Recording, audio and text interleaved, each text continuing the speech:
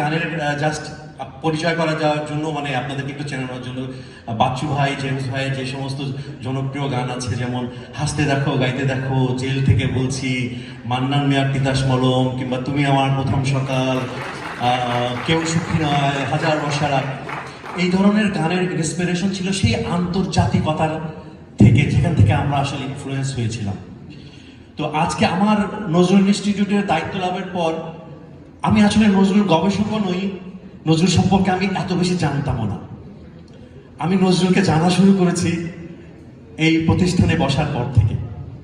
আমাকে যেদিন প্রথম নজরুল ইনস্টিটিউটের দায়িত্ব দেওয়ার জন্য ফোন করা হলো, সেদিন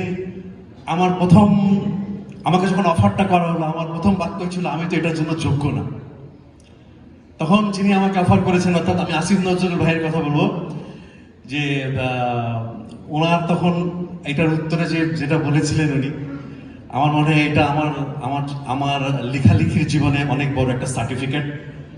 উনি বলেছিলেন যে আমি আপনার লেখালেখি পড়েছি, আপনার লেখার ভিতরে নজরুলের দ্রোহ আছে, আপনি পারবেন।